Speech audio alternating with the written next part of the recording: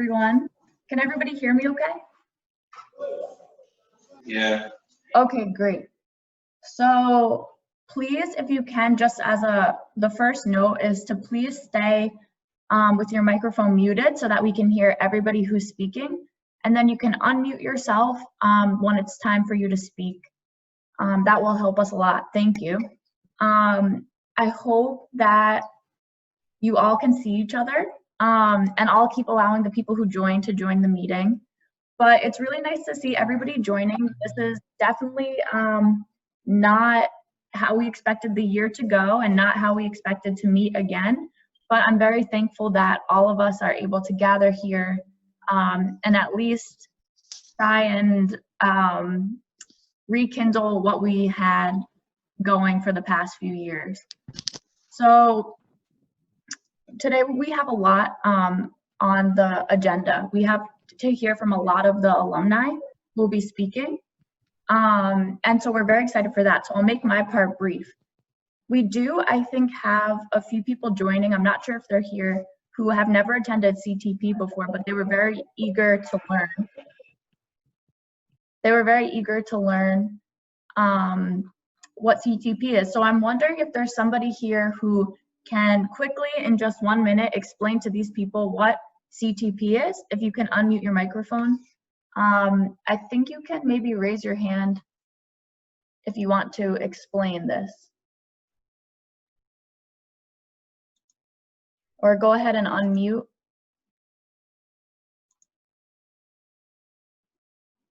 Don't be shy now. I've heard all of you guys speak before.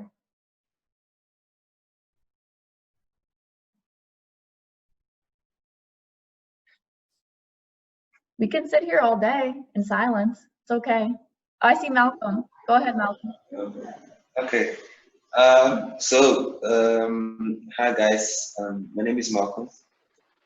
I attended CTP last year, and so basically, what CTP is basically it's like a camp, or it's basically where people get together and talk about how Rwanda is shaped as a country, and like what we can do to make it a better place. And like we also recap on like the history of Rwanda, like the genocide and how it affected people and how it is today. And so basically it's just about to prepare the minds of the younger Rwandan generation to become very great leaders. I hope you guys can understand what I'm saying, but yeah, that's pretty much it. Thank you so much.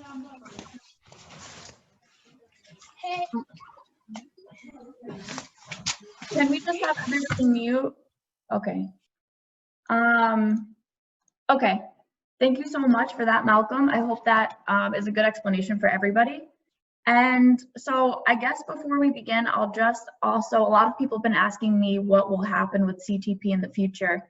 And I just wanted to be sure to let you all know that obviously the reason that we didn't have the camp this year is because of COVID-19, which will be a big topic of discussion today. And that prevented us all from gathering in large groups. So as we all try and remain safe, we're just kind of doing what we can virtually right now, starting with this reunion. Hopefully there'll be more to come. And we're just going to have to kind of wait and see how things go in the world.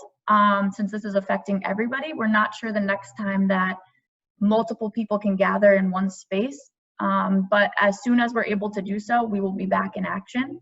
And I hope I'll get to see all of you guys again in Rwanda very soon. And I hope everybody's staying safe. So for now, CTP is kind of just going to try and do what we can virtually, but we'll wait and see like the directives from the government and how this disease, if it can stop spreading and we can get a vaccine, that would be the most ideal situation for us. So I guess we can go ahead and hand it off and to Jean-Luc, who's the moderator. and he can introduce our panelists. All right. Hi, everyone. My name is Jean-Luc Savimana, and it is an honor to moderate this panel. And it is an absolute pleasure to be having a discourse with you, the young, brilliant minds of our country. And I say this with absolute relish that I am really honored to be here today. So you know those people in the world that are hard to describe because words do not do them justice. That's the kind of people we have on our panel today. So without further ado, I'm going to ask Robert to move to the next slide. We'll be seeing the pictures, and yes, so this is the panel we have today. We have Mr. Bosco Martin. He's the founder of Young African Initiative, and we have Kate Molly, who is a student at University of St. Thomas in Minnesota in the US. We have Sandrine Owase, who is the co-founder of Ndabaga Impact NGO Rwanda. She will talk more about that. And we have Mr. Kato David, who is a prospective student to UPenn, University of Pennsylvania in the US as well. And we also have Tita Nidi Dandi, University of Rome Tor Vergata in Italy. And yeah, like I said, my name is Jean-Luc Sabimana, and I'm a student at African Leadership University. And it is an honor to be moderating this panel of really brilliant minds. Yeah, Robert, please, next slide. Thank you. Robert, yeah. All right, so we're going to hear from each and every single one of them. They're going to briefly describe themselves, what they've been up to, how they are able to keep up with is keeping up. Theme today is embracing the new normal, understand the vital role of the youth in creating resilient communities despite the effects of COVID-19 pandemic. So yeah, without further ado, Robert, next slide, please. We're going to hear from Sandrine Giselle. If she's here with us today, please unmute your mic, Sandrine. Sandrine is still trying to join, so we can start from others and then we come to her right away. All right, that's absolutely fine. Okay, next slide, please, Robert. I'm going to ask Kate Molly to unmute her mic and also not a PS for everyone. While someone is speaking, I'm going to request everyone to keep their mics muted so that we have a really civilized discourse, so that we are able to gain, to learn and unlearn within this session. So without further ado, Kate Molly, the stage is yours. Thank you. Thank you, Jean-Luc. I am Kate Molise Laganji. I am a student. I'm a sophomore now. I'm studying at the University of St. Thomas. I'm majoring in actuarial science and minoring in economics and French. So far, since COVID has started, I've been taking a lot of classes since then. And then I've also had a chance to visit friends, with following the proper measures as the government says. But otherwise, yeah. Thank you. Amazing. Yeah, Robert, please, next slide. Thank you. We're going to hear from Mr. Martin Bosco. Martin Bosco, please go ahead and unmute your mic. Hi, everyone. Hi. Hello. Hi. Hello. Good to see everybody. My name is Bosco, and I just participated actually in 2017 cohort of CTP. Nice to meet you all. It's been a while. Thanks, and I hope that we will enjoy this event. Yeah. Thank you, Bosco. It's a pleasure to have you here. Robert, please, next slide. Thank you.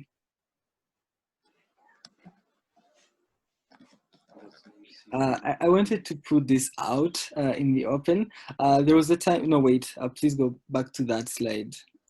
There was a time in the camp, I think I want to rekindle this spirit of nostalgia. I mean, there was a time someone in the camp said, the depth of your thought depends on the depth of your information. So I want people, while our panelists are introducing themselves, I want people to type in the person who they think said this. Yeah. Please, guys, go ahead and type everyone. Like, nothing is wrong. We just want to see who was attentive during the camp and who was not. All right. So, yeah, next slide. Thank you. We're going to hear from Teta Iveta Nyiridandi. I'm going to ask her to unmute herself and introduce herself to the audience. Hello, everybody. It's nice to see you again. My name is Tata, and I'm in Italy. I'm doing global governance, but I'm majoring in economics and philosophy and minoring in environmental engineering and French. So it's nice to see you, and I hope we're going to have a very good meeting together. Yeah, we are. And that's really, that's a lot of measures. You're going to touch on that and tell everyone how you've been able to keep all that work. I imagine it's a lot of workload and everything. So it is a pleasure to have all our panelists here. Robert, has Sandrine been able to join? Not yet, but Kato can also come up. I just let her into the meeting, so I think maybe, I'm wondering if she's here now. Okay. Yeah, let's have Kato. Let's have Kato. Let's hear from Mr. Kato, Honorable Kato David. And we're going to hear from Sandrine as, yes. When you say hello, everyone. Roll my eyes, but anyways. Yeah, my name is David Adam Kato. I was in CTP for quite a while, from the first class 216 to a mentor in 217, class coordinator in 2018. Yeah, quite exciting. Yeah, and what I've been up to, I mean, I've been part of a gap year program, and that has been a lot of fun. Been learning so many new and interesting things. And in addition to that, I've started classes. I'm still a freshman, though I cannot tell you how that is going. Seems that I'm doing so much reading. Anyways, but that's fun. And yeah, I look forward to having this discussion with you. I really hope that we leave this place having some new thoughts and a flame rekindled of how we should serve our communities, countries, continent, and the world. Yes, take it off. Thank you, Kato. I think Sandrine is with us as we speak, so she can go ahead and unmute herself. We are doing introductions, Sandrine, so you can go ahead and tell these people what you've been doing and your names and everything that they need to basically know about you. Yeah, Sandrine, take it up. Okay. Thank you, everyone. Okay, my names are Giselle Sandrine, and I'm currently a university student at Adventist University of Central Africa. I'm starting my third year. I'm doing management, and yeah, I was part of the CTP program in 2017. All right. Thank you so much, Sandrine. It's a pleasure to have you. It's a pleasure to have you all. And I look forward, and I say this on behalf of the audience, I look forward to learn from you all today during the course of this panel. And I really wish that we can all interact and have a really knowledgeable discourse, yeah, as anticipated. And on a note, no one should lack having a word in edgeways. So if you have something burning to say, you can type it really quick in the chat box. That would be amazing. That would be great. Like if you even have a question about something we've just said, do not hesitate at all to type it in the chat box. Yeah, thank you very much. So without further ado, our theme today is embracing the new normal.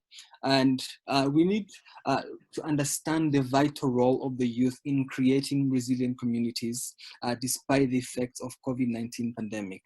So the first question is to this, like, what is this new normal that we're talking about? Like, what does this entail? This new thing we're talking about that people are involved in, that are subconsciously or unconsciously involved in, what does it entail? So I'm going to give it out to Kato. Please take it away. What comprises this novel monotony? Thank you. Yeah, hello everybody. I'm gonna talk about, before I talk about the new normal, I'm gonna do something controversial in a sense. And in a way, I'm gonna tell you how this condition in itself is not new. And though it's a normal, but in a way it's not new. And allow me to share my slides real quickly. I'm gonna just go through something very briefly for about,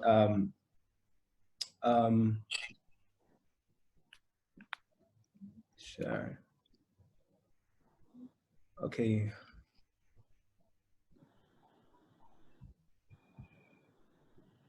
This is a bummer. I can't open my slides. I don't know why Zoom is not allowing me to do that. And let me try again.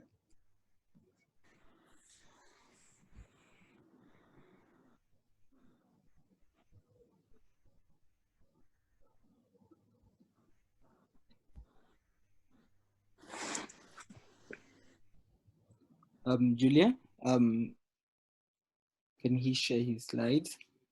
Yeah, you should. The settings should allow you to. Absolutely. What is it? What does it say when you try to share them?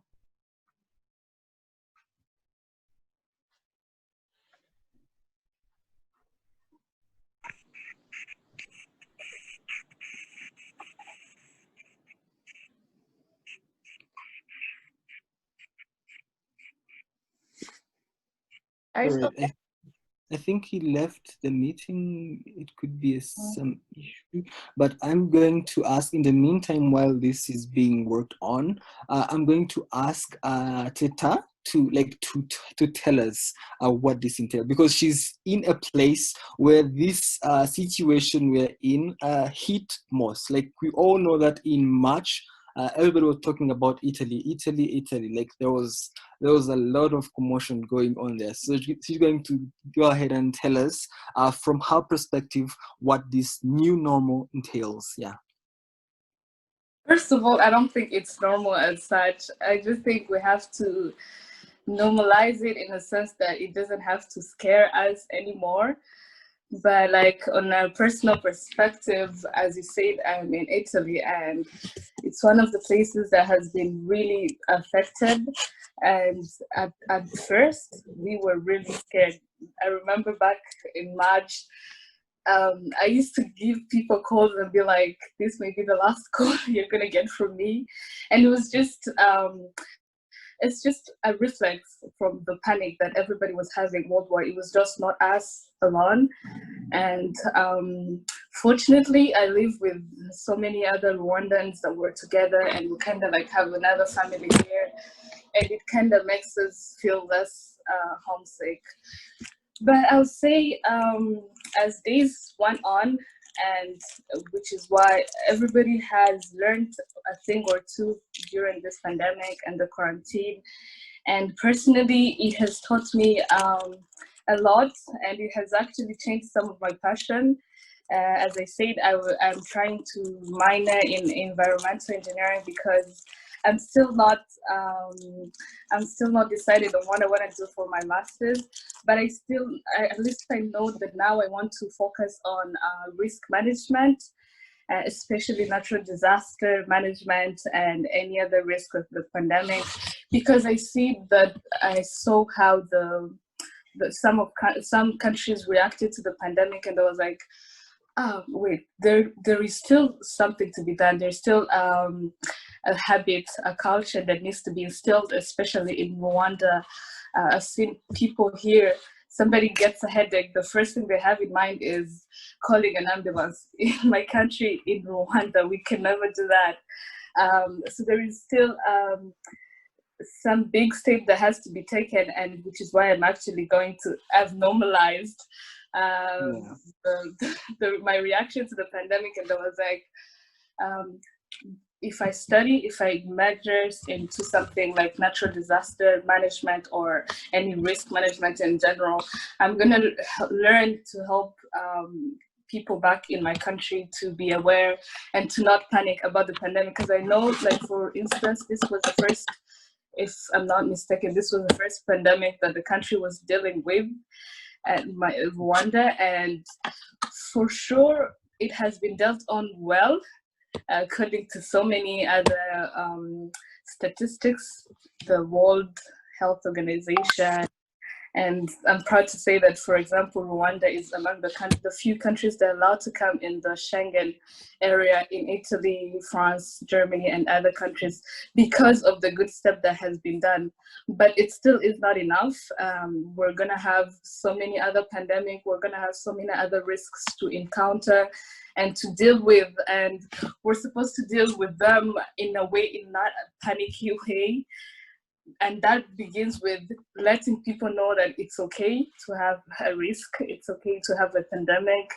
It's not something you do not plan to have a pandemic, but you plan to take care of the effects of the pandemic ahead of time. And that begins with letting people know what should be done before, so that they can deal with it accordingly. So from this quarantine, I have normalized letting go of the fear and knowing that, yes, I'm away from home, and yes, there's a pandemic, and yes, I need to take all the precautions. But after this, what is it teaching me? And which is where I actually minored in environmental engineering this semester, and I plan to, learn a thing or two about the environment and how these natural disasters occur, and later on maybe master into it. I guess that's what I can say. Thank you. That is really interesting. You brought a really scintillating fact and point about how people reacted to this pandemic. And we're going to narrow it down to see how the youth particularly reacted to the pandemic. So we're going to have Mr. Bosco Martin come up and tell us, in his opinion, how does he think we reacted to this new normal? Appropriately, is it appropriate to and relevant to history, or it is something that we should definitely work on? Yeah, Mr. Bosco Martin, the floor is yours. Woo, woo.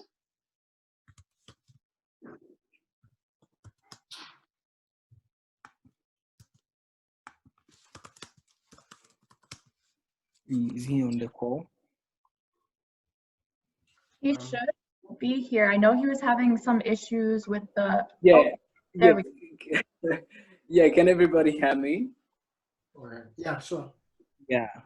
When I was saying, thank you so much. It's my honor again to speak at this event, and we've been trying together to see the way we can just make this, but it's been some times without making this happen. And also this pandemic and normal circumstances came in.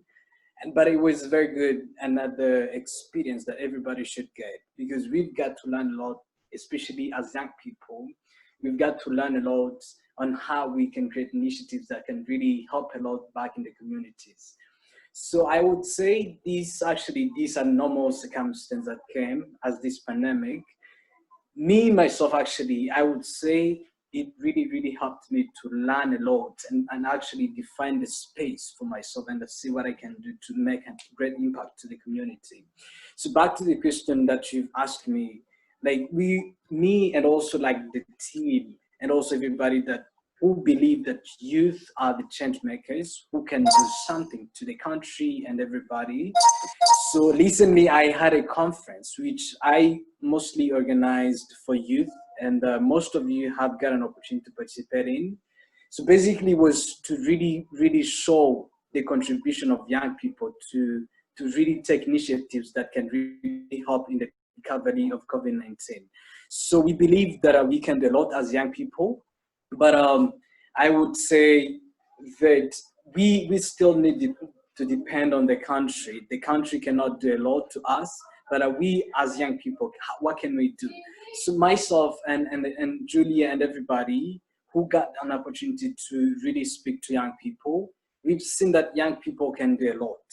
So this circumstance, this pandemic was not normal. Nobody expected that it was going to happen, but it brought a very good experience that everybody can learn from. Let's say we expected to have this summer camp of CTP happening this year, and unfortunately we couldn't make it because we expected maybe it should take a very long time, very short time, and then things would be back in normality. But later on, we just got to really identify that it's gonna be a pandemic which would take a long time, and people would get to be used to it, like the way we had HIV and other pandemic which came, affected the economy, not even leaving youth behind.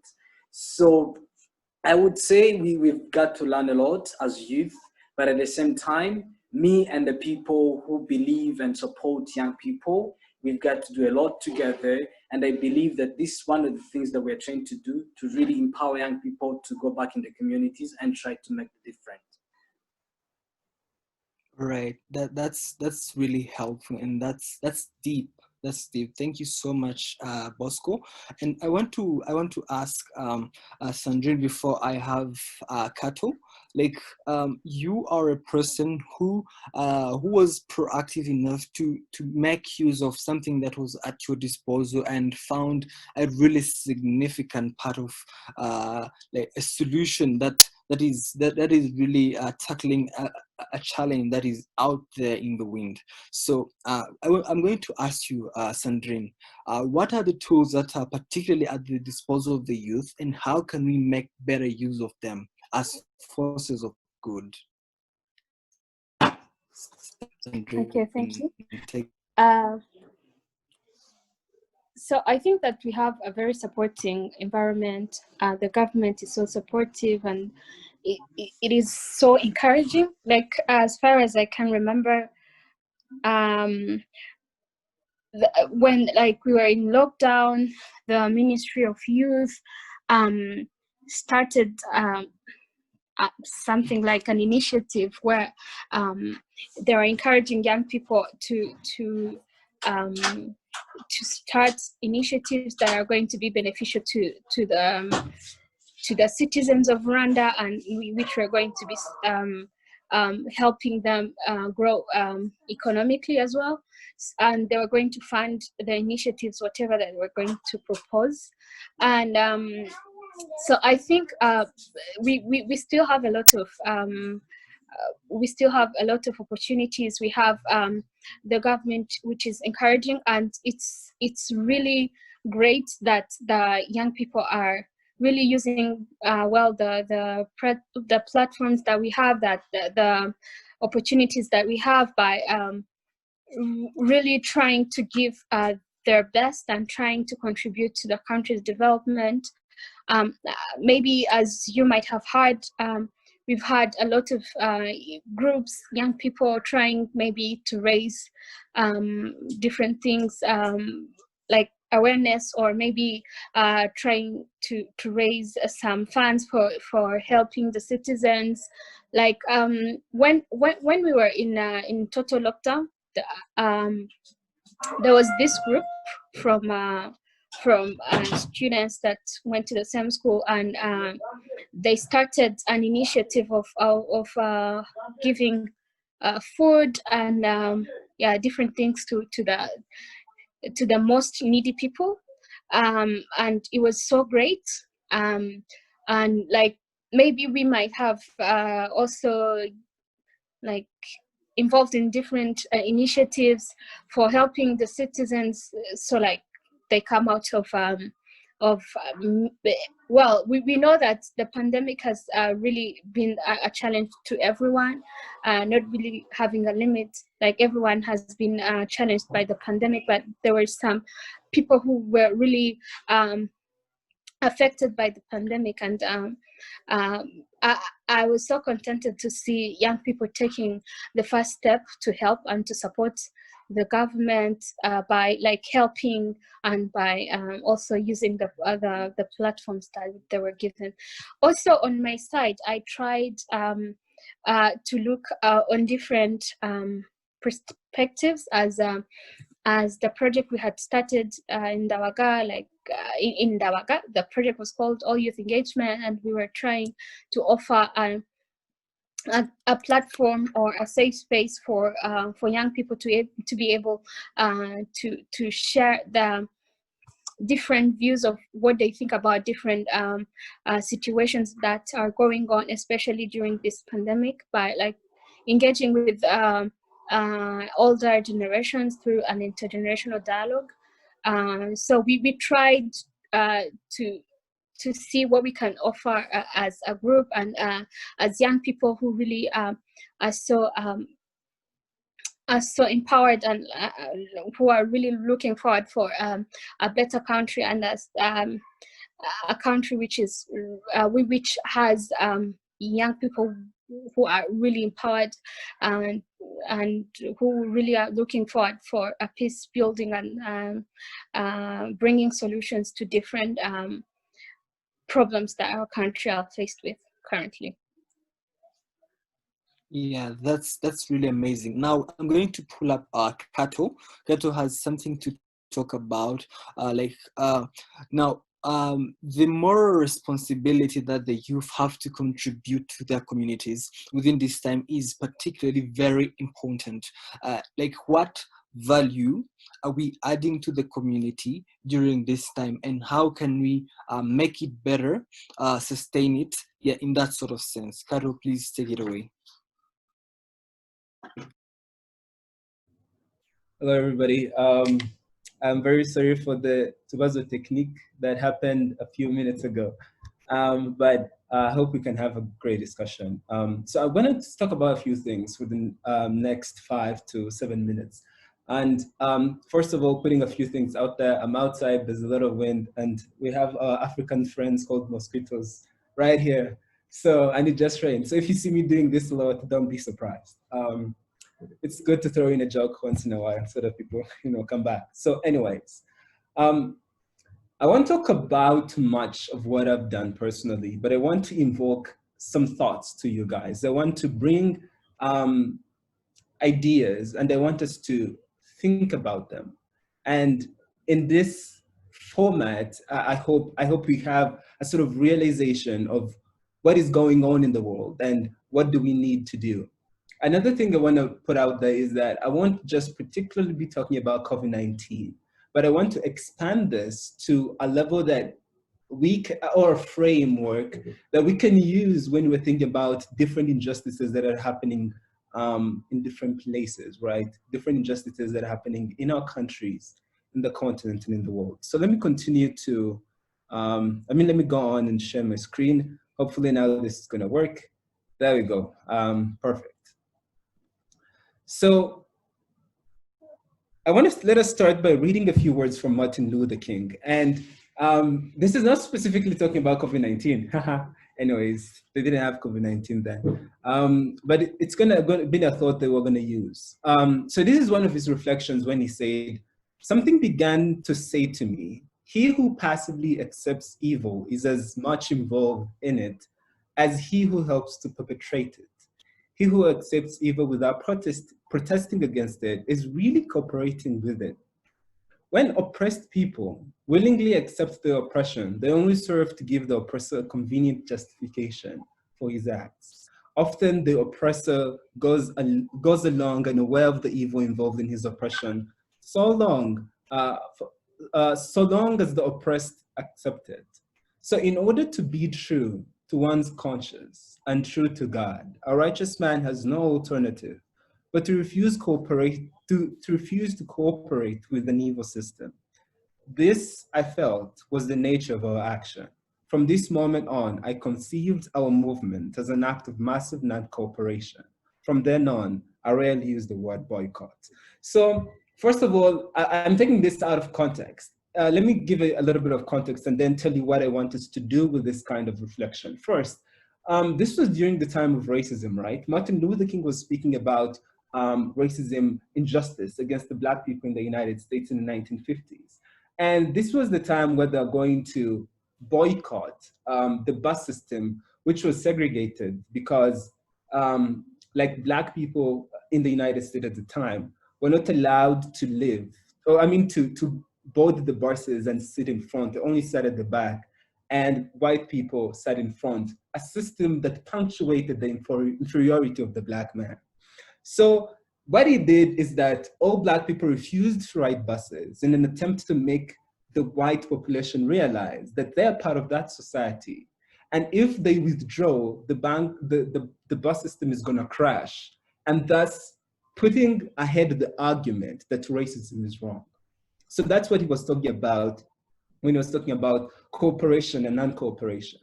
But I want to use this thought, right, not to talk about racism, but to talk about so many other injustices that are going on in the world, but also to push forward a few points. First is that there's no such thing as consequence-free inaction, right? In most of the times when we see injustices around the world, we think, I'm not involved in making it happen, therefore it's okay. But that's wrong. Why? I'm going to explain. First, if we see people in our communities going hungry, right, we want to blame colonization because that's long gone, and then choose to say satisfied and complacent in privilege, and the fact that we went to nice schools, the fact that we're going to nice universities, the fact that our families are rich, and we think that's enough for us, and the injustices of poverty, injustices of biased or unequal education systems, the injustice of income inequality in and of itself, right? So what I'm trying to say is there are things going on in our communities, and it is not enough for us to say we won't do anything because we didn't participate in bringing that injustice, right? If we don't participate in solving the injustice, we participate in making the injustice thrive and continue. And that's the first point we wanted to push forward. In 2009, this guy is called Peter Singer, and he wrote a piece called The Life You Can Save. And he put there shocking revelations, talking about how there's so much hunger around the world. And he gave an estimate of 27,000 people per day dying of starvation.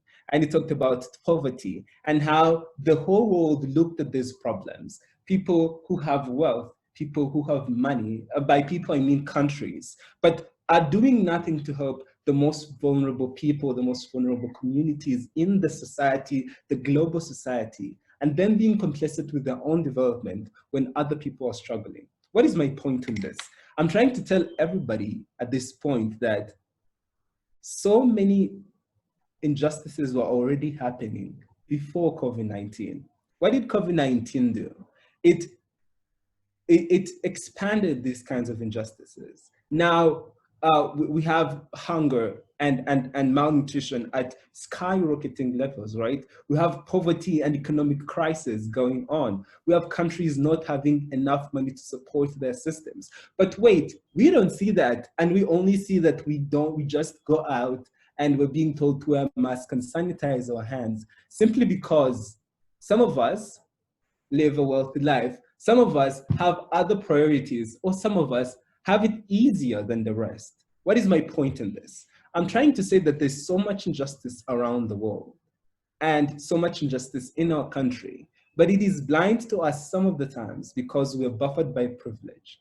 Listen, it's not just colonization. The problems of colonization and countries being poor, African countries being poor because of it, because of the extraction of raw materials, the breakdown of political systems, the lack of presence of proper education systems and all of that, right?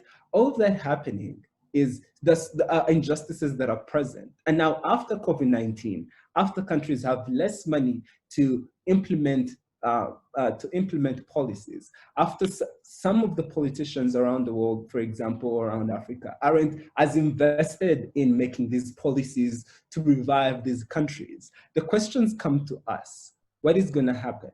What are we going to do, right? What are you thinking beyond I'm going to go to a great school? What are you thinking beyond, my dad has a car and I'm good? What are you thinking beyond, I am studying abroad and after that I'm going to get a good job and make money? What are you thinking, right, about these injustices?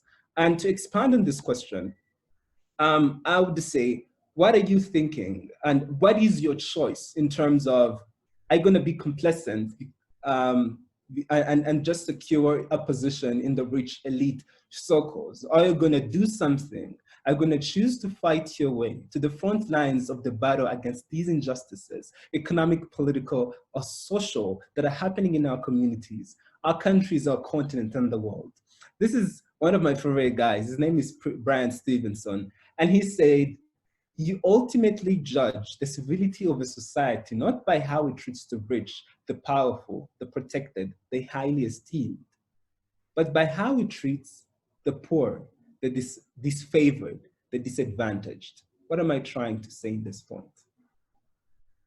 We have so many things going on right now.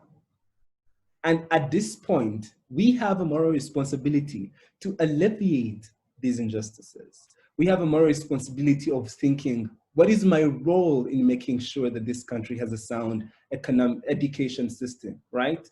We all know that somewhere in Rusizi, there's this school that doesn't have a laboratory, right? We call them 9 years basic education.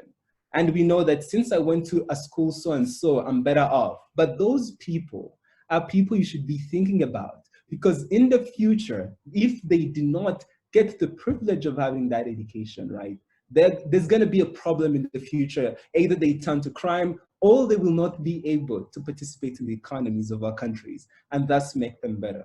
What am I trying to say? Oh, by the way, this quote is Ian who liked to say it. When they say the other one, I remember this one, which is, a chain is as strong as its weakest link. Questions being, what are we thinking about the most vulnerable people in society? What are you thinking about your future beyond you making a living and that's it? Do you choose to fight the inaction of saying, oh, they're just street kids, I didn't put them in the street, so I'm going to do nothing about it? What are you doing to secure a position to the battle against these injustices? When we are born, we are farther away from the front line because we don't have the skill. When you get to primary and secondary, you get even closer and closer. But after getting these skills, after that education, do you choose to go on the front line, make the sound policies, have the sound political systems to govern the country, have sound public policies, healthcare systems to benefit the most vulnerable individuals of society? Or will you choose to be passive? Listen, what happens with privilege is that it makes us not see suffering going on in the world. This was something Paul Farmer put out, and he said, and I'm gonna end on this. Paul Farmer was talking about how it's very hard to tell somebody in the US how there's some kids living in a refugee camp in Kakuma, Kenya from South Sudan who don't have 3 meals a day, who don't have a house and live in a tent, who basically have nothing. And to them, it's something they don't quickly understand. Even in our own communities, right now as we speak, we're not thinking that, oh, there's somebody somewhere in, I don't know, Nyaruguru, someone in Rusizi, I don't know, who's facing all of these injustices of poverty and the lack of proper education system, healthcare systems, because nobody's going to the front line to make these policies.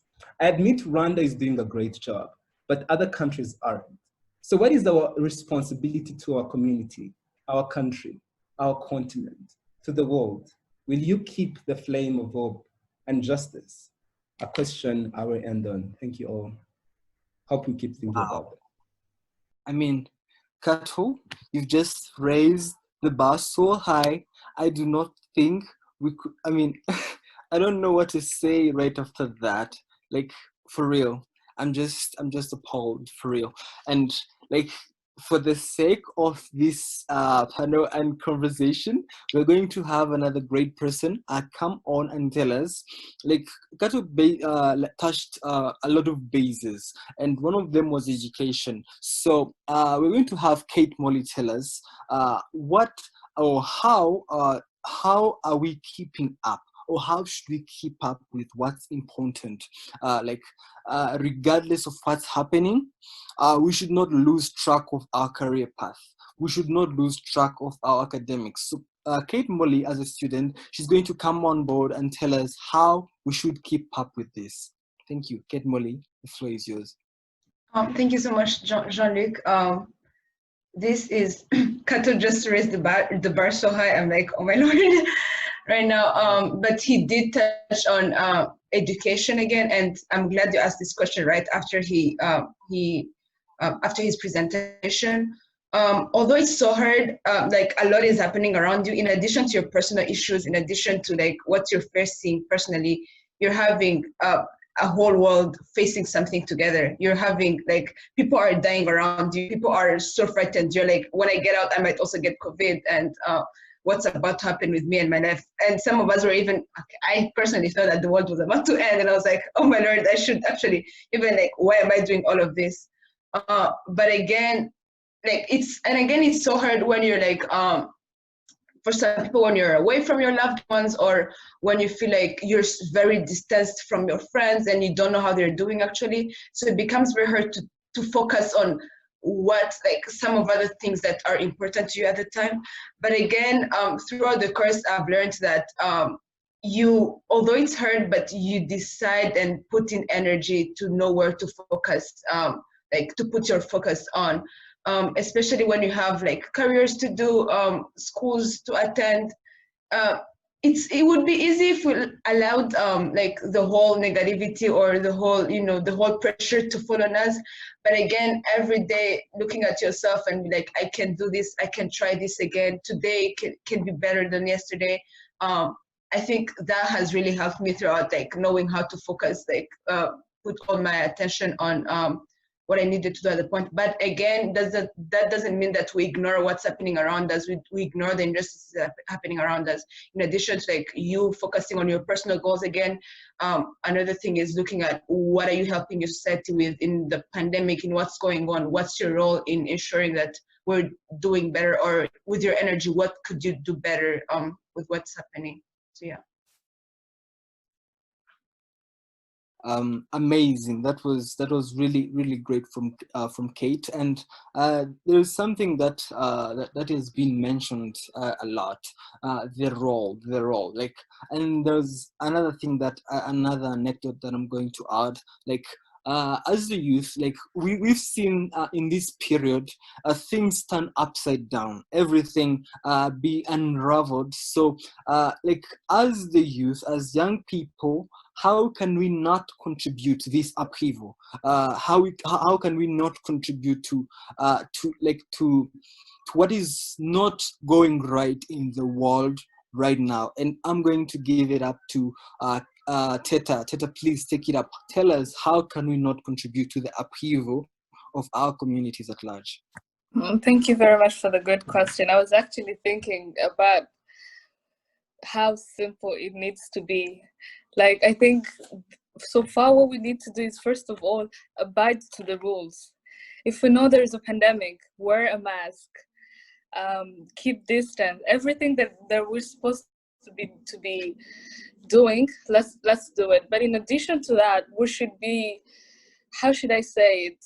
I'm going to translate it literally in Kinyarwanda. It means kuijisho rya mugenzi wawe. So you're supposed to be there for somebody who is not doing right and be like, oh, I'm wearing a mask to protect myself from the pandemic, from the virus. You should be wearing that too. And as Giselle has said, let us find opportunity in everything that we're doing, even the challenges that are coming to us. So if there is a pandemic, you should think as a youth, because we are the ones to be doing this, not the old, not the young. We, the youth, should be thinking, what should I do to take advantage of this bad thing that's coming to me, because like something, the way they say when life gives you lemon, make lemonade, something like that. So if if the world gives you the pandemic, make the best out of it, create opportunities, learn something online, because they're giving free online courses, do something online to the others, like come up with an initiative, like Giselle has been doing. Talk to people, be there for people who are panicking, and talk to them, and I'm sorry, talk to them, and then learn what they're doing, learn how they're feeling. And from then on, you can come up with an opportunity. You can be an online therapist, for example, and it begins from giving a good advice to your friend who is panicking. You can get all these opportunities from something small. You can think twice about your life choices like I did, and come up with and decide on a future career that you want to do. Or you can learn a thing or two about a pandemic. So for us, from back to the question, if something is happening, number one, find opportunities, even if it means going outside your comfort. So for example, if you're somebody who is not usually outgoing and outspoken, but it's a pandemic and people are virtually talking to others, just go out and talk, make friends. That's also an opportunity. Make friends, and you never know what they're going to be. They're going to be your future customers of your business. They're going to be your future investors, or they're going to do something to your life eventually. Just make friends from that too, but abide to the rules. Don't just be, if they tell you to wear a mask, wear it because it's protecting you from the virus. Don't just be just be like, I'm young, the pandemic, the virus does not attack young people, and don't just be ignorant. Just abide to the rules and make the best out of any challenge that comes to you. I think that's all we need to be doing now. Yeah, thank you so much, guys. So one of the quotables from Teta, you have to be ijisho rya mugenzi wawe, and you also have to make sure that you therapize your friends who are depressed during this time. No one should fall into a K-hole while you're there. Like, be there for your friends, be there for everyone that needs you, right, Teta? Give us a thumbs up if that's correct. Yes. Thank you so much. Thank you so much. Now I'm going to bring aboard Mr. Bosco Martin to tell us, like, this pandemic it is going to leave a lot of indelible marks. Some things we cannot change forever. So he's going to tell us the effects that we're looking at, that we have on hand right now, and how can we, as the youth, help deal with them. Mr. Bosco, take it away, please. Yes, thank you so much, Alec, and also thank you so much to all of the speakers. It's really nice actually trying to really understand the exchange of ideas that are going on now, because the whole world is suffering, and whatever can be done would be done by young people who can really take initiative. For instance, what Teta said,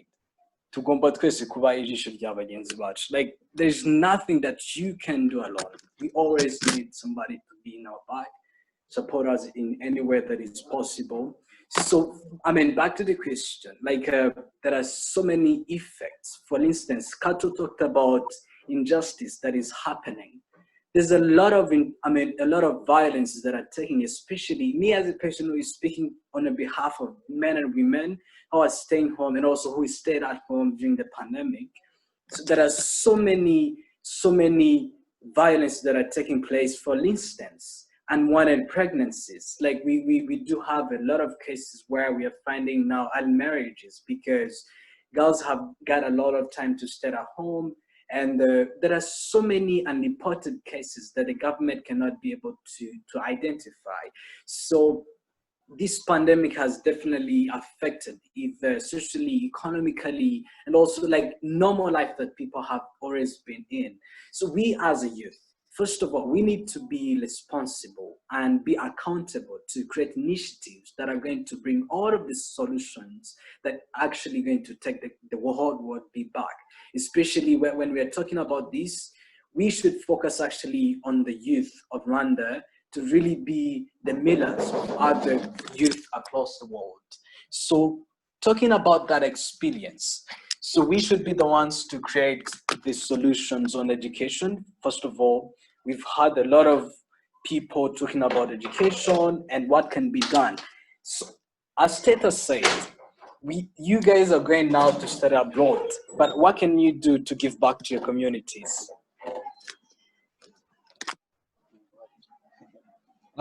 That's really something. No, I'm sorry, Not Johnny. done yet. All right. Yeah. Yeah. Yes. First of all, we need to be able to be involved into activities that can happen. For instance, I don't know if you guys have seen in most of the guard station in Kigali, we had youth volunteers who really been doing a very good, great job without being paid. Like, I don't know if you guys know about it, but we really need to acknowledge their efforts. They are trying to really make sure that all Rwandans, they respect social distancing, cleaning their hands like every single second, making sure that all people understand all restrictions of avoiding the COVID-19. And we can see that our country has made a very great progress. And we should be very proud that our government has really made sure that we can do better, and also we become one of the green countries that are now in the world. So I feel grateful, but one of the things that we need to do, we need to understand that we as youth, we can still make difference and make sure that we contribute to the development of the country. All right. Some fiery stuff of being said here. I hope you guys have notebooks, because you're gonna need to remember this. And this is a package for a really long time. I mean, like you can survive on this for, even if they put us back in lockdown, you can really survive this mentally and psychologically for a really long time. What I'm trying to say is we need to keep this in mind, what is being said here. He mentioned something really important, that we need to be accountable. We need to keep ourselves in the accountable part of the realm. So there was something that we need to talk about. Like COVID-19 palpability or effects, and what the aftermath constitutes, like what we're going to be seeing in, let's say, 2021 to 2022, and what this entails. Like these effects, we kept talking about like all these effects that COVID-19 has brought about. So I want to know particularly what the youth is losing in the process of this contemporary evolution. What are we losing? Let's have Kato take it away again. What are we losing as the youth in the process, and how, and what can we do to not lose it or gain it back? Kato, please take it away. Thank you. Thank you.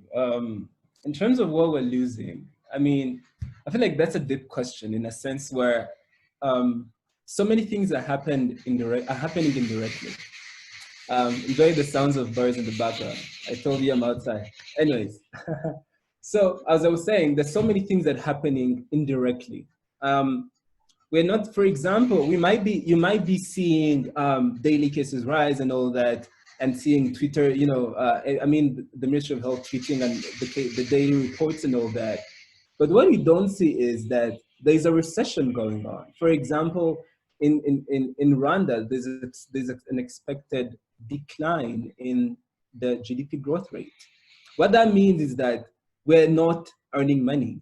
And what that means is education will not be funded as it should, healthcare will not be funded as it should. So those are just the policy implications of that. And on the other side is like the declining mentality of people to, like, first, students getting engaged in learning, for example. That's one thing. We've seen so many dropout cases that are rising. And that is just one thing. I mean, that's for us actually. But if you cross the borders of Rwanda, some people at the brink of starvation and surviving. So what do we do? I mean, what do we do, right? That is a big question. And first, I would say, let's think short term and long term. First, for short term, meaning how do you do what we have to do now and do that effectively? How do you study? How do you involve yourself in your community in ways that are important and are necessary right now? But there's one major contribution that I want to elaborate on, which is the long-term effect that the youth have on their communities. We don't think about it as much, or maybe we do, but we literally will be the ones running the country 20 years from now. We'll be the one making the policies. Kagame has done his part and he's out. And actually, we have a lot of problems because the generation before us has set the bar so high in what they've done, and so much is expected from us to sustain their legacy and also have our own impact. So going back to what we should do, which is the long-term effect. And this is a challenge I want to give all of you is, what are you thinking about now in terms of your role in this country 20 years from now? It's fine if you're a DJ, but have you drawn the lines of how you being a DJ is going to help Rwanda's economic growth rise? Have you thought about how you being an engineer is connected to helping build houses for the poor who after the pandemic lost their jobs and were no longer able to have those kinds of projects done? Are you thinking of how you're pursuing an education at whatever school in whatever region, and being a participant in that education is something that you want to bring back to this nation and help revitalize, bring back to life so much that has been lost with the COVID-19 pandemic? So what do the youth do? I think that is up to you right now. That's a reflection I want you to have. Maybe not a reflection that we should all have, and think where our place is literally in our country a few years from now, 5, 10, 12 years from now.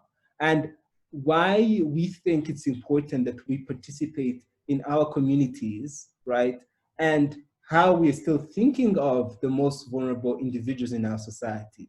Only then can we say our country is safe, our country will recover from the COVID-19 pandemic and all its effects.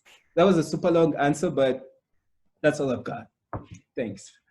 No, that really sufficed, and that's important to say. Thank you so much. I see Teta Nyilidan is giving you some really virtual claps, and that's really innovative. I'm impressed.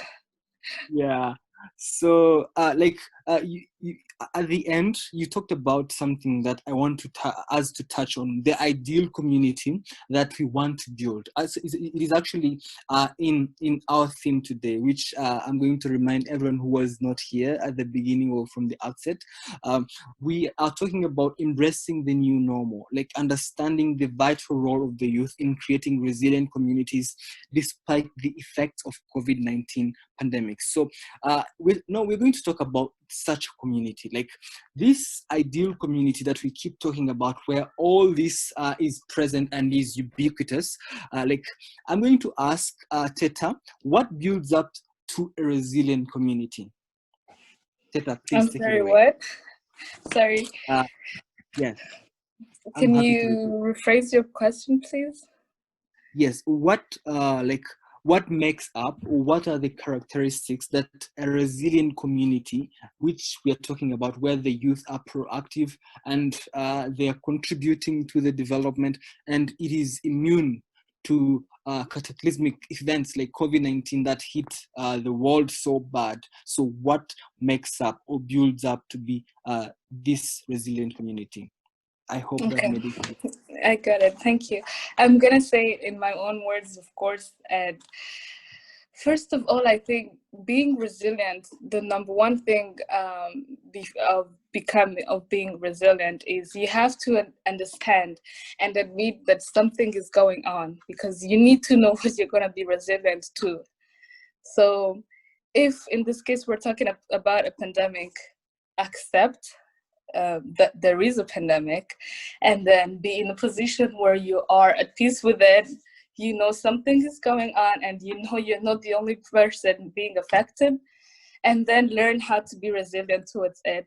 Because I think the first, the reason why I'm stressing this is some people tend to skip this first step. You're not going to be resilient on something you don't believe is there in the first place. I know some people still think that the coronavirus is a scam, or it's not. Yeah.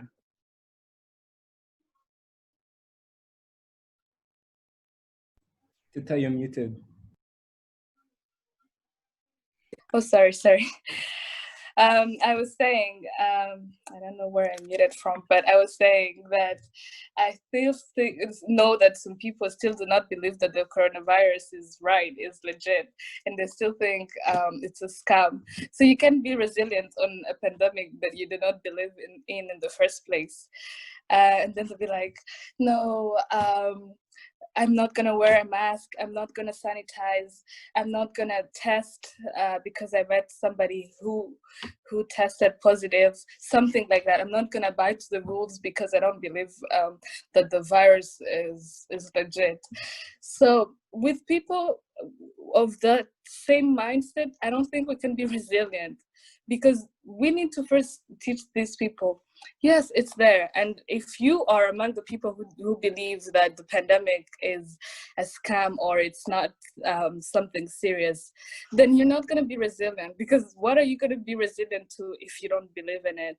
So the first step is admit that something is going on, learn to be at peace with it, and then take measures, the resilience measures, and be like, I'm going to do this, I'm going to be taking these steps from now onwards in order to not be afraid of it. And then everything else, I think everything else is going to be according to everybody own perceptive. But the first thing is admit that something is going on and learn to, how should I say, act accordingly.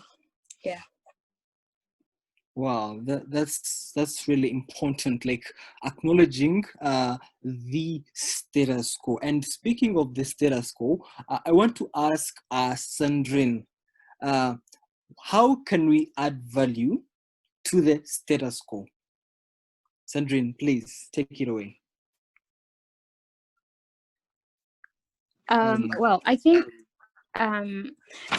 think we've been talking about the pandemic, and it's really a serious case, and as it has been discussed like from different people, we know that this pandemic has been is affiliated to also other problems, like maybe early pregnancies. Then I'm not sure about the statistics, but I've heard that the numbers have raised, and it's so obvious because guys are out here, they're not, like, parents are busy trying to get back the lives, and like everything is possible now, and drugs and employment cases are raising every now and then, and now school dropouts, some young people are even thinking about like dropping out of school. I have a group of friends that we go to the same school, and we have this WhatsApp group, and they were saying that they're not going back to school because they're thinking that they're really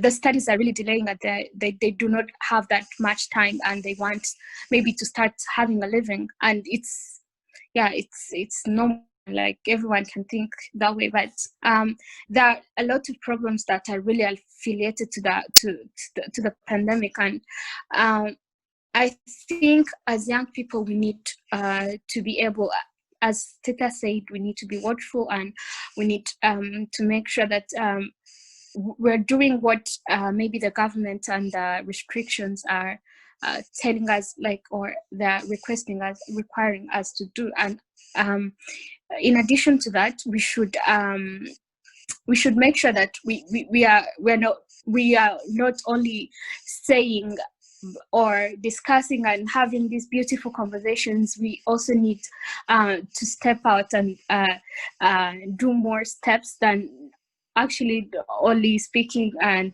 start acting. I know it's not, and it will never be easy, but we should really take actions and maybe initiate one or two things. The theme for this year for like the International Peace Day was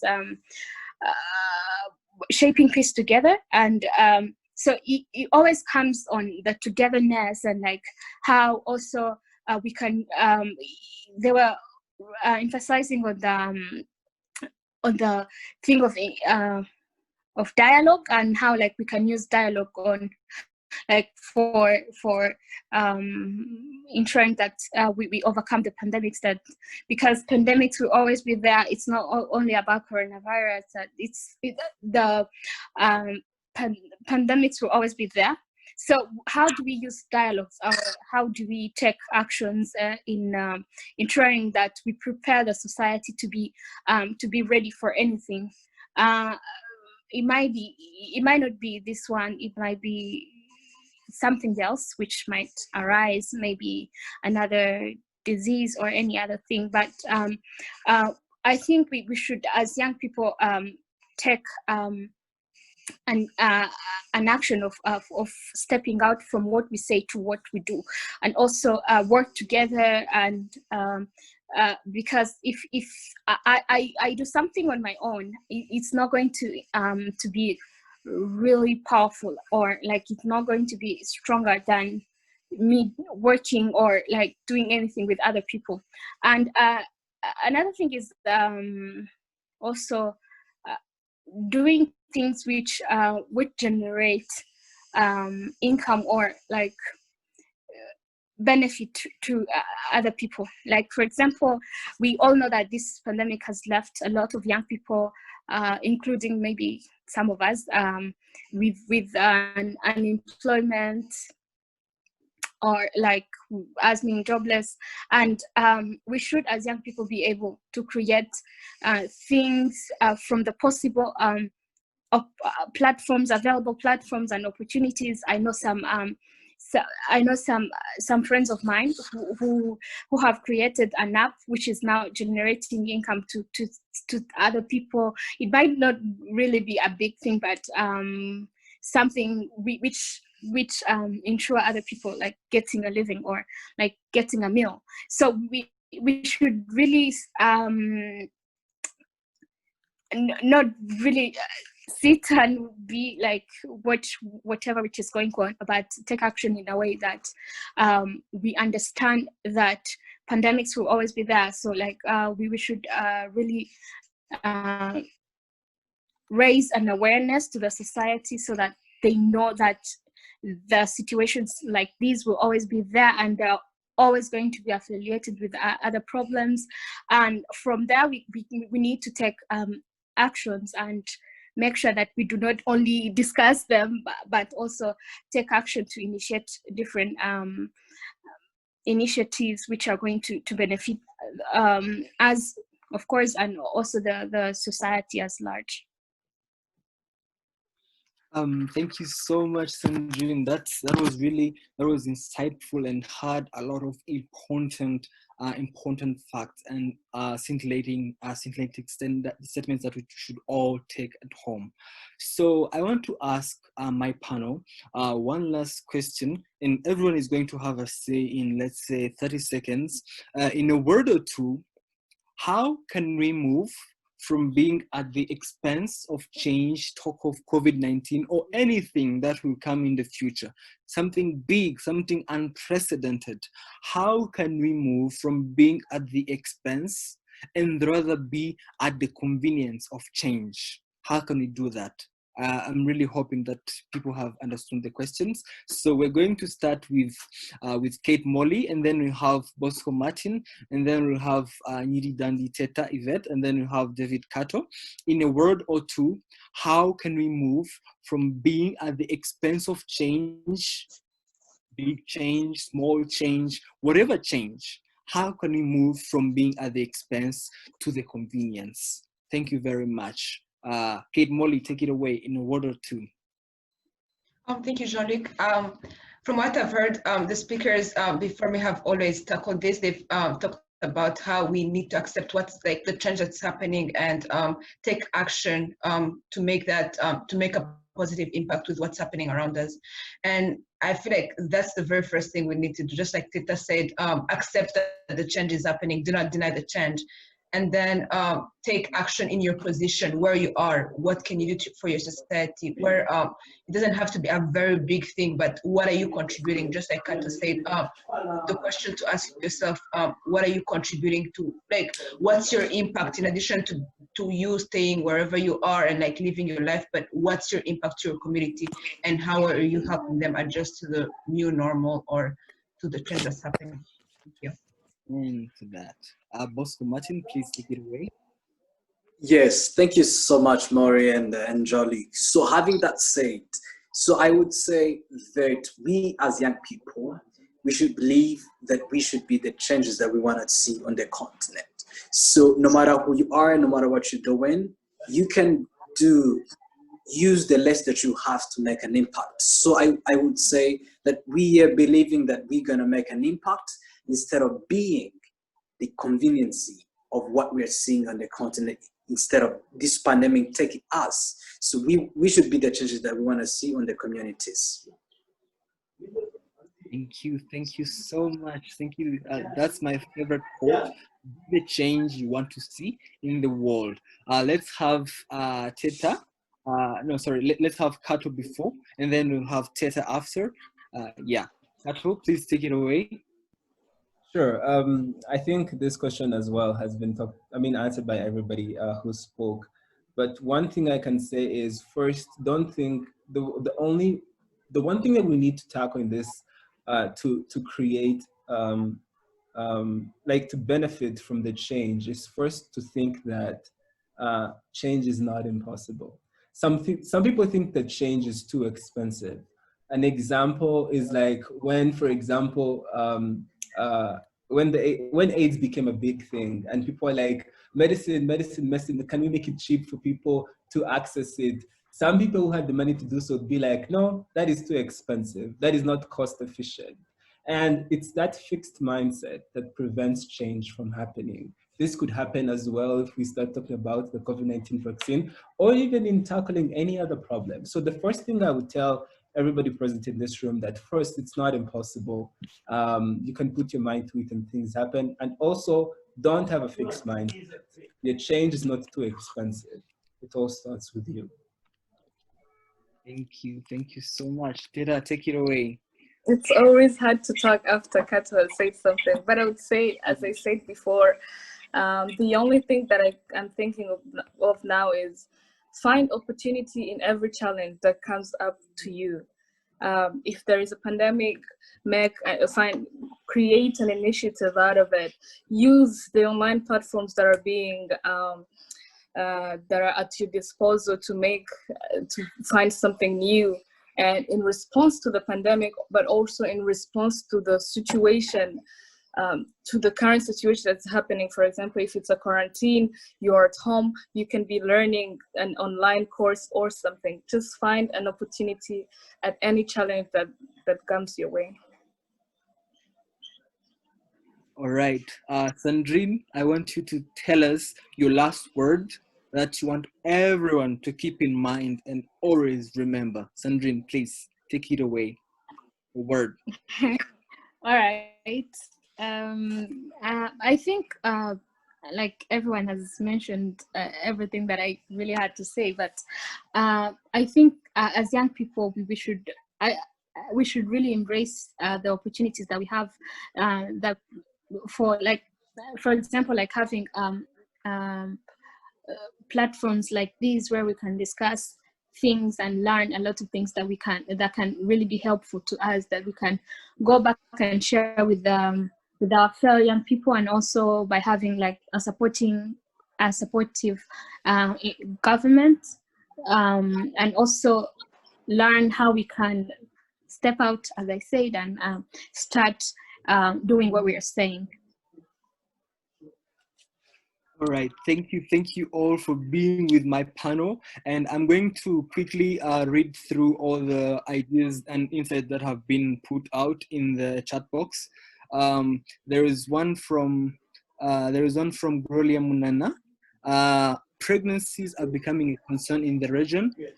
Only in Rwanda, the numbers have tripled from 100,000 last year to a number way above 51,000, and the year hasn't ended. Doing something for the community is a really needed thing. We don't have the pandemic as a problem, but branches that have sprouted from it, such as this one. And then we have Jean-Luc Giraneza. We hold the solution to today's problems as youth to bring them to normal manner. What you need is to critically analyze the situation and take action, as Julia immediately replied. Yeah, critical thinking.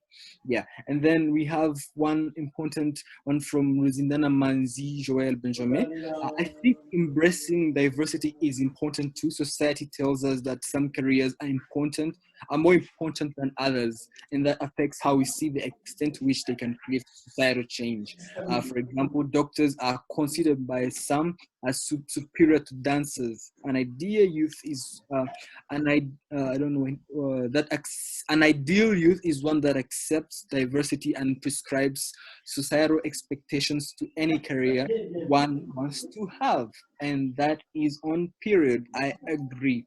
And yeah, thank you so much. I'm going to give it up to Robert and Julia. Thank you for being with me. It has been an absolute relish and a pleasure. Yeah, please keep the ideas flowing, keep the questions coming. Thank you so much, guys, and amazing. Before I hand this over to Robert, who has played a phenomenal role in making this happen, I just wanted to say, can we all just give a round of applause to Jean-Luc and all the panelists for everything that they've done? It's just amazing to me to hear. So Teta, I see Teta put the little clapping hands. You can do that, or just show your appreciation in the chat box to let them know that they really did a phenomenal job. So now it's time to hear from all of you. I'll hand it over to Robert for this part. Thank you all. How are you? I miss you all. It's really a pleasure to have you.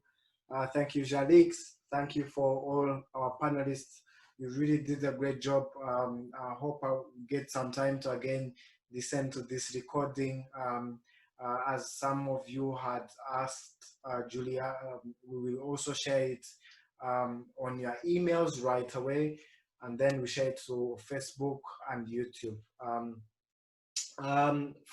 Before you all go, we wanted to hear from you whether you have some insights about what the panelists said, or you have some questions for them.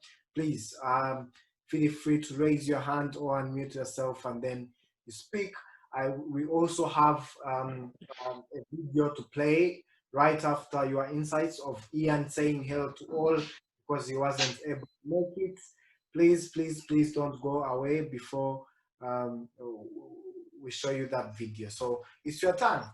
Please unmute yourself and tell us what you feel like you want us to tell tomorrow. Robert, are the panelists allowed to ask the questions too? Absolutely, yes. Okay. Yeah.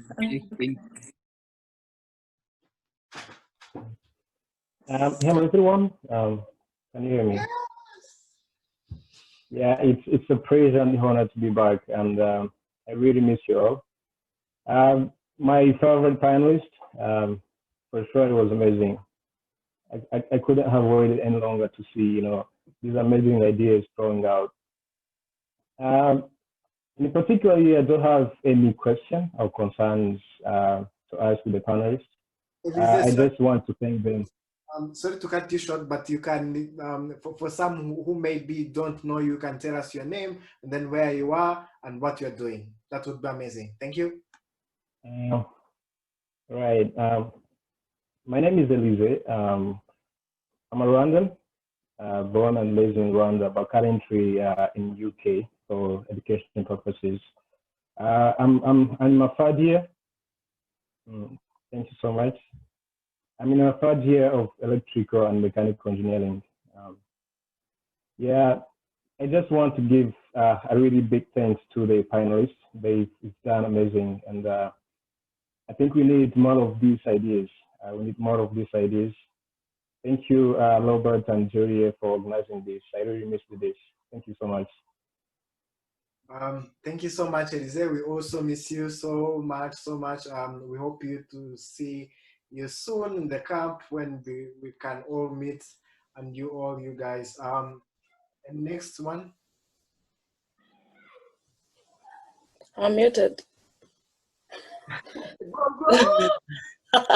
Hi, everyone. Hi, Gloria. My name is Gloria. I've actually attended CTP in 2017. Stop yelling, let me talk.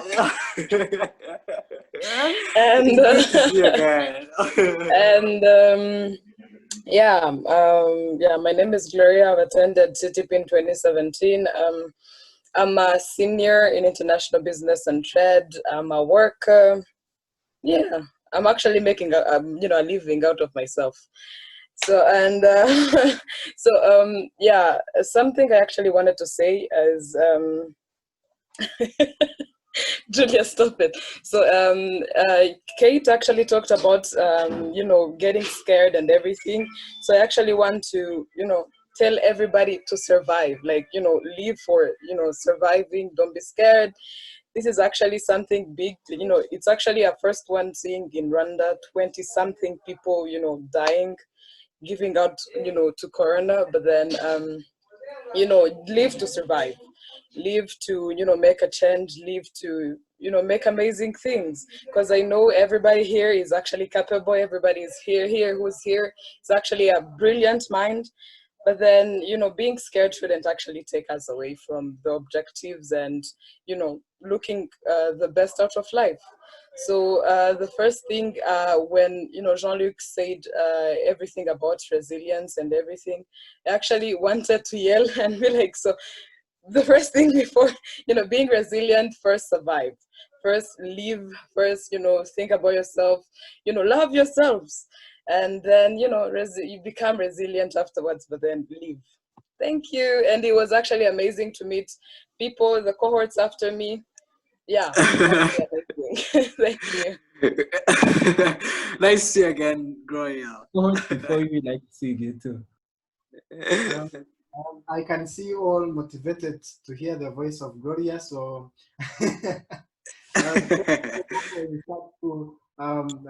thoughts. I have a lot of tweets here.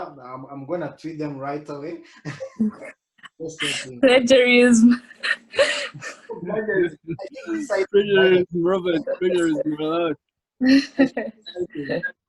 I have something to say, Robert. Absolutely, go ahead. Okay, thank you. I absolutely love every insight that has been talked about here. I just want to bring up something, and I think it's of crucial impact, because we need to integrate what we learned at CTP with what's happening, and I think that's what we've been doing here. But how do we, and it's a question, it's a general question that anybody can just think about, how do we bring up critical thinking into such how should I say, such situations?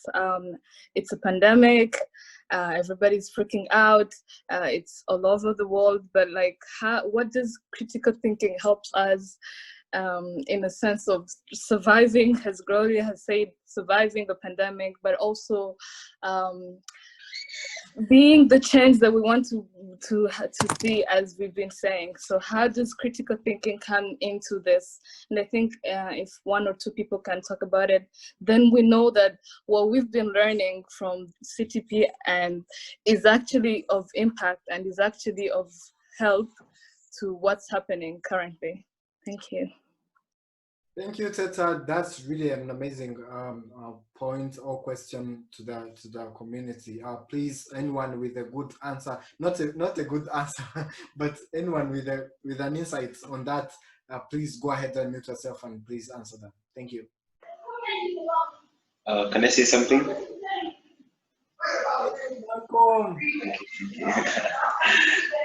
So anyways, I just want to say,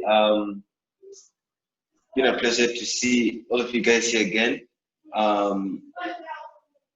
You know, lately, these past few months have not been easy for me. You know, I have to be, I'm always at home, working, doing school work, chance to, you know, go out as much. So I'm really trying to prioritize my time, you know, to complete as of course you guys don't know because right now I'm a senior right now. So I'm just trying to finalize, you know, my preparations for college. And so with the pandemic, it's been really, you know, hard. But we got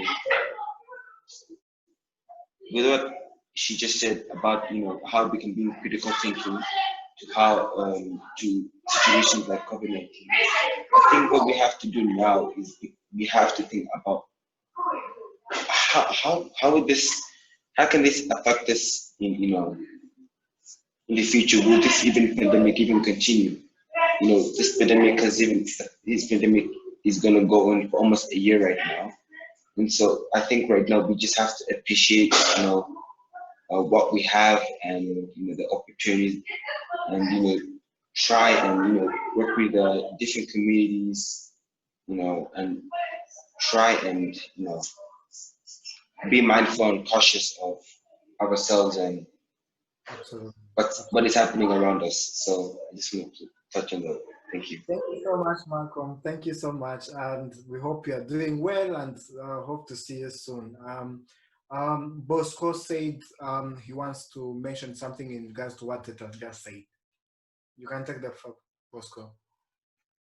Thank you so much, Robert. I mean, it's been a great pleasure. It's been a great pleasure to meet everybody after a long time. So, and I want to wish also the best of luck to some of the alumni who are starting like the journey of the college, like Kato, and also, I mean, others are also trying their best to get in. So, but back to what Teta said. This pandemic came when nobody expected it to come. But how can we use the knowledge that CTP has given us to really make a difference back in the communities where we are? Because this year we're not able to do either community service, we're not able to gather for the impact like the way it used to be. But I think really critically and see what you can do back to the community to make a difference. At least even if it might be one person, but I believe that the smallest impact that you can make, somebody would always be grateful about it. So I want to say thank you to everybody for just coming. It was really nice. Thank you so much, Julia and Robert, and everybody from CTP. I wish you well, and also take some initiatives that will help out to recover from the COVID-19. Best of luck. Thanks, everybody. Thank you. Thank you so much. Mujisha, please, you can take up the floor and say something. After Mujisha, Sylvain will take up the stage, please. Thank you.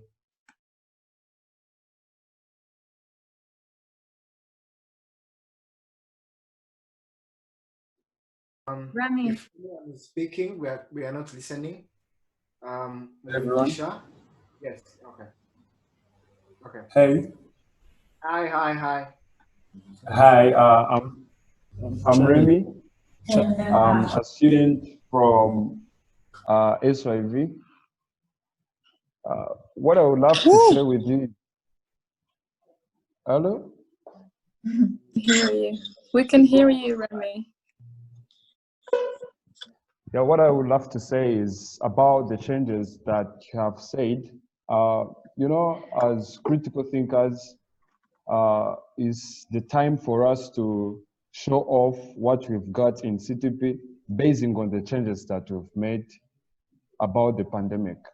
So as Bosco said about the initiatives that could be put out to make changes in the world or even in our country, I would love to say that is a time for us to show off what we've got in CTP, what they taught us, so that it can be applicable outside through the initiatives that we've made differently. Thank you so much.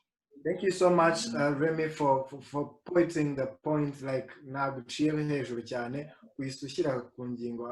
Dusigaranye iminota mike. We are remaining with few minutes, so whoever is going to be taking the stage, please use the time well, and so that we can have as many as possible.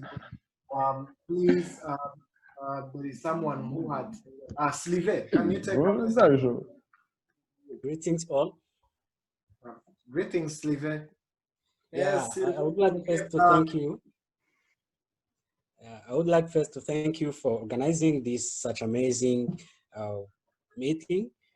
Actually, I like the panel, even the coordinator of this panel was very amazing.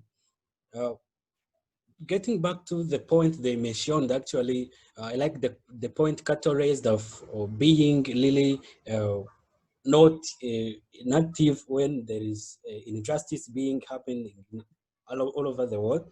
And getting back to the question of Teta, actually the skills and very knowledge people got from this CTP should be just demonstrated in the way they are.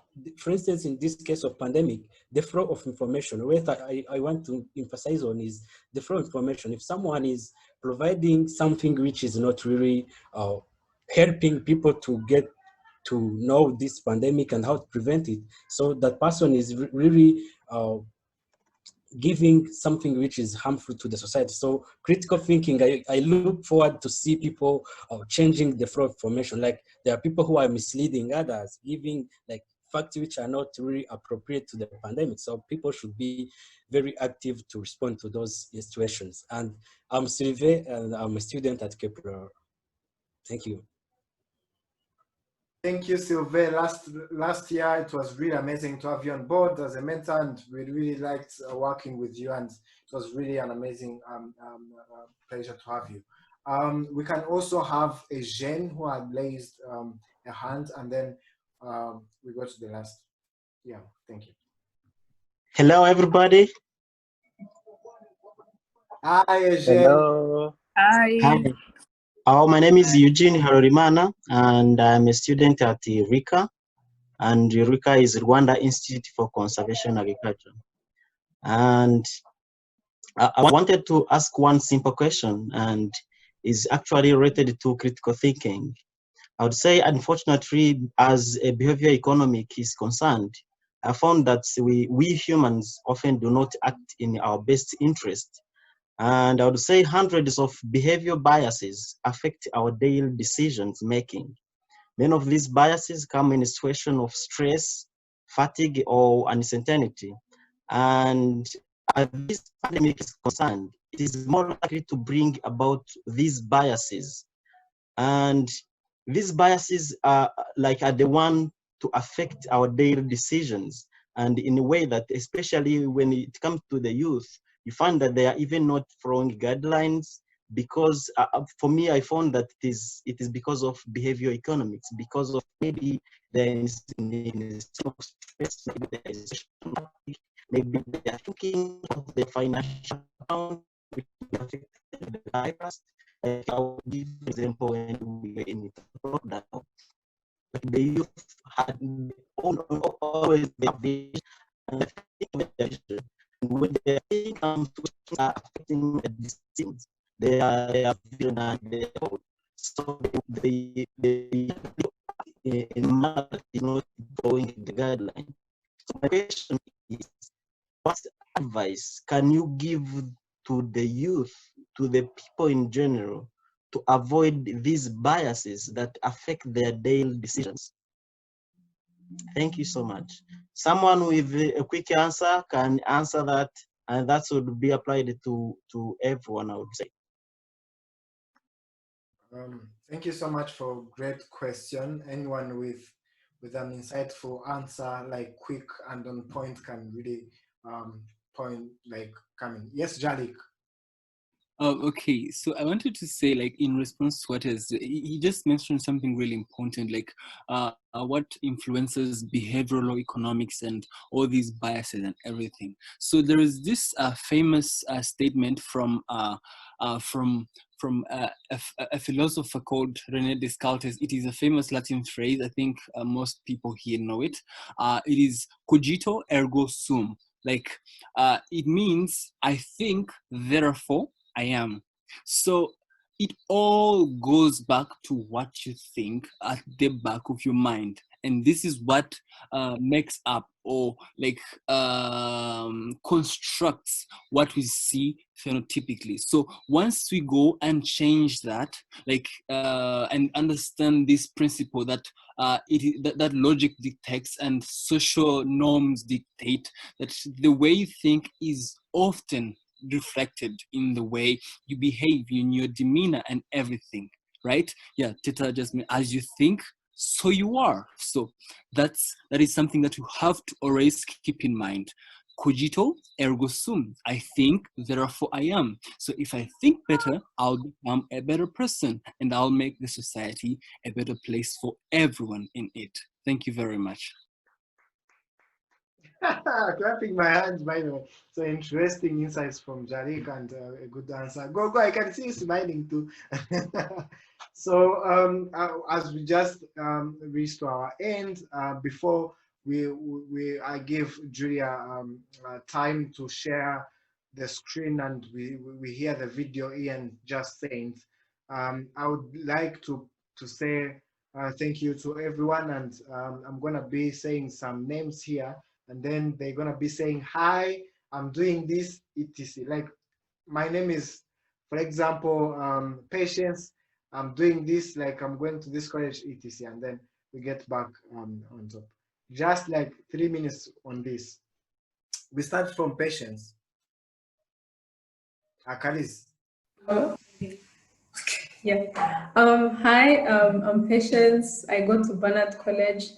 I'm doing economics, math, and maybe minoring in computer. Wow, interesting. Thank you so much. So on point.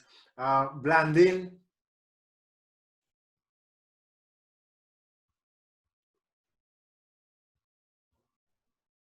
You are still muted.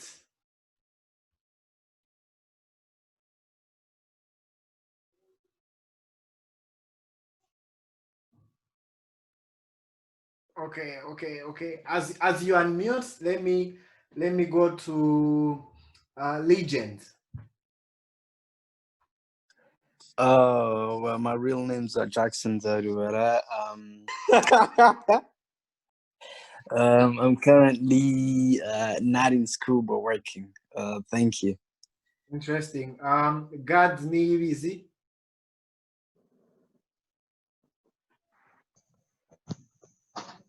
Hi everyone. Yeah, I'm Gad. I'm doing my secondary education. Yeah. Interesting, God. Blandine, back to you.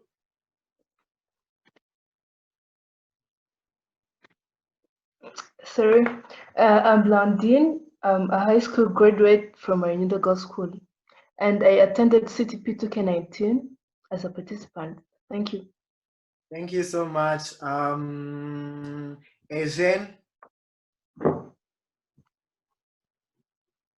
Hello, my name is Eugene Harorimana, and I actually attended the CTP 2017, and now I'm doing my second year in Rwanda Institute for Conservation Agriculture. I'm taking agriculture.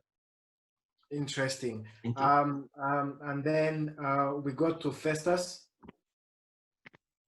Yes, hi everyone. So it's a big pleasure to be here. My name is Nemu Festus. So I'm currently in gap year and I'm working. So I applied CTP. Okay. As you cut. 2017, but coincidentally, I didn't. Go ahead. Yeah, thank you. I was just speaking that I applied CTP 2017, but coincidentally, I didn't attend. But I'm now joining you guys, and I hope I enjoyed this. So thank you so much. One of the things that I likes about Festus, he sent me an email yesterday, but one if I'm not mistaken, and he explained his point, and I said, wow, this is very interesting and he should be part of the conversation. So thank you, Festus. And how do they say this name? Oh my God, Naesh, with the, I'm sorry. Yeah, yesterday, but one, I think. Sorry, It's fine, Festus, thank you. Yeah, thank Okay. you. Hi, everyone. Hi. It's okay. Everyone has been mispronouncing my name that I got so used to like introducing myself to everyone. And it doesn't matter really. I don't take it as an offense. So my name is Nej. And to make it easier for English speakers, it means snow. So if you forget Nej, at least remember the English word. I am a freshman at Northwestern University in Qatar, and I'm currently undecided about what I want to study. I was in CTP in 2018. I loved it, and that's why I like registered to come for this. It was amazing. Let's have this more often. Okay, Robert? Absolutely okay. Thank you so much for sharing. It's really amazing. Let me go to the second tab now. Okay. Who didn't I talk to? Please, if I didn't give you time to speak, please unmute yourself and we sort it out.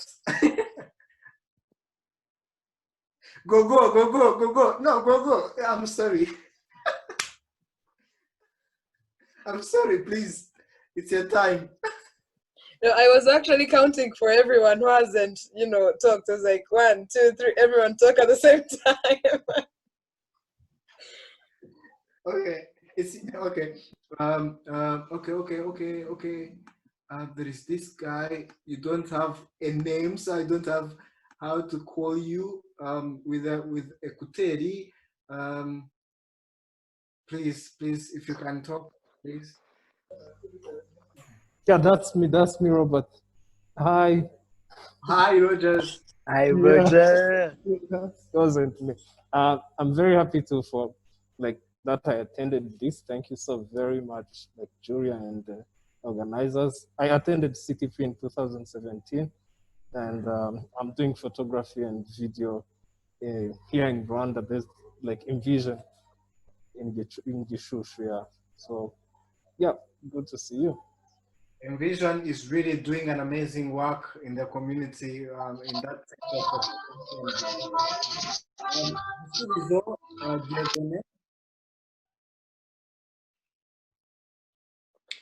Okay. I think it's not on the line now. So I would like to thank you all. You couldn't already Liliane, right? Did you just make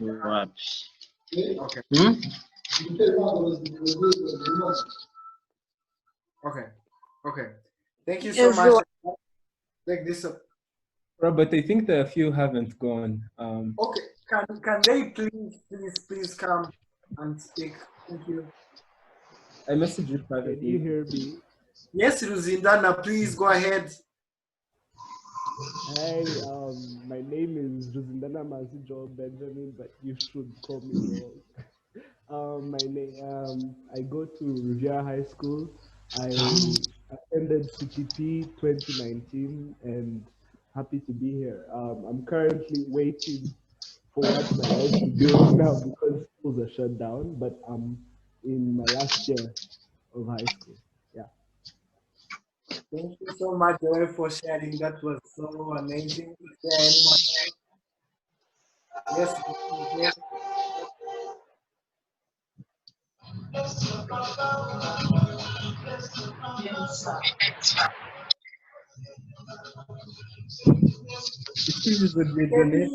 can see. Hello everyone. Hello everyone. Hello. My name's Jisuizo Diedoni and I have attended the CTP cohort in 2018 as a participant.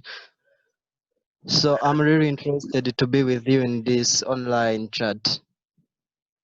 Thank you so much, Jisuizo. Kelly, can you please talk to us? Thank you for unmuting. Sure. Hello, everyone. Can you hear me? Yes, we can. No, we can't hear you. So my name is Kelly Marlene Tiawaganji, and I attended CTP in 2018 as a participant and 2019 as a panelist. And now I'm in my first year at Eastern Mediterranean University, and I'm so happy to see you all here. Yeah, I hope you're doing great. Thank you. Thank you so much, Kelly, for sharing. I can see Kate smiling. Okay, it's fine. Okay, who is left?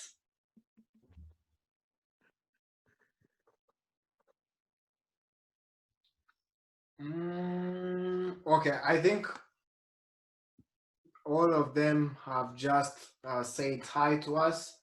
I'm just counting as Gogo said 1, 2, 3. Julia, it's your time. Thank you. Thank you all. Hi, everyone. I It's think me. it's 4, not Julia. Sorry? It's 1, 2, 3, 4, not 1, 2, 3, Julia. No, I like it with my name the best. We keep my name in it. Hi, everyone, again.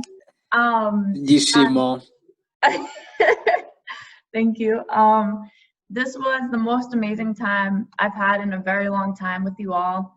And people are asking if we can do this again. Absolutely. We can absolutely do this as many times as you want. I can stay on here for 24 hours a day and just talk to all of you. I miss you all so much. So yeah, let's do this again. And somebody's going to, I think Remy and Roger are creating a chat where we can combine all the cohorts. We usually only have the group chats and WhatsApp for each cohort. So maybe we can make one with everyone that wants to join. That was a really nice idea. And then, okay, so now Ian sent a message. It's not a video, it's just like he wrote me an email. He wants me to share with everyone, Ian Manzi, because he just really is sad he can't be here and he misses everyone. So let me just share my screen. Let's see, share screen, oh good. Okay, let's see. Can you see this? Yes, yes, yes. Oh, good. Can you Okay. zoom it? Okay. I like this one. This is good. Okay, so I can read it out loud too for people who can't see the screen. So this is from Ian Manzi. He says, "Dear alumni, dear family, I'm greatly saddened by the fact that I am not able to be with you all on this momentous day. Coming together today from every corner of the planet highlights and exemplifies the value of resilience, which is the foundation of why we do what we do. Resilience and vision is why we are CTP, and why we always strive to make sure you are all making waves wherever you are. I look forward to hearing about all the great things you are doing, and I can't wait to be challenged thoroughly by your ideas and plans for the future of CTP. Ian Manzi." So let me just take this. So I just want to say, I can't really say anything because nobody can speak like Ian. If you've heard him speak, you know that really he is an amazing speaker, and he just wanted to say that he misses all of you. So if you have time, maybe you can send him an email. You can send him a message on WhatsApp just to say you miss him. And hopefully when we do this again, he can join us. So I think that's everything really on our agenda. I just wanted to say thank you so much to everybody who joined, everybody who believes in CTP, and that, like I said in the chat, we are here for you for whatever you need. So if you even just need someone to talk to, please email me. I'm sure Robert feels the same way. But yes, I love all of you guys, and I hope everyone's staying safe, healthy, happy, if that's not too much of a stretch. And yeah, I don't know if Robert has any last words for you all, but thank you again. Thank you so much. I would love to take a screenshot if you can. Please, put on your video, I think. So you put the screenshot on. Thank you all. Thank you. Trying it out. The first page. Enlight ourselves. 1, 2, 3, go. 1. Again. The second one. 1, 2, 3. Okay. Thank you so much. I can't tell you how happy I am. I'm thankful for Julia's participation. Really, Julia helped me from day one. We've been planning this for quite a month now. I thank all the panelists really reaching out to them. Some of them, when we are in the morning, they are sleeping. You can't imagine. So they were really helpful. I can't say thank you enough. God bless you, and looking forward to see you all soon. We love you, and we're gonna try our best to make this more often as we can. And we hope to hear from you. We're gonna. Robert, sorry. Has anybody heard from Derek? We haven't heard. How is he? Julia can help me out. Please do. Okay. So Derek, I'm sure that he sends his best wishes to everybody. I did not really hear from him, but he is not as much involved because he's in grad school.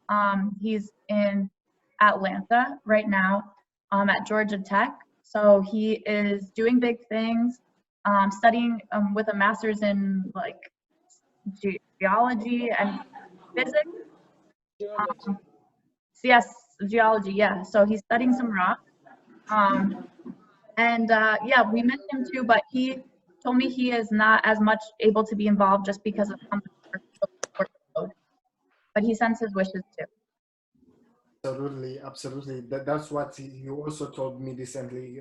He was really having a hard time to, apart from his daily work, he's doing his PhD, as Julia said, and really we should be giving him some time, and he would really love to be with you, and hope he will see the videos, he will see everything, and we're gonna be proud of you guys of what you're doing and how happy you are. Yes, Jarik? Okay. Nothing. Sorry. Okay. One last comment is that we're gonna be sending this video to our emails, your emails, and we're gonna upload them on Facebook and YouTube. And last thing, the chats, we're gonna copy all of them and we put them in one document so that we can also attach it to your emails. Once you need to go through the chats, please, you have the possibility to do so. God bless you. I love you all. Thank you.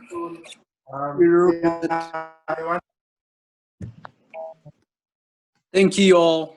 Thank you. Bye-bye. Thank Stay you safe. all. Bye-bye. Stay safe.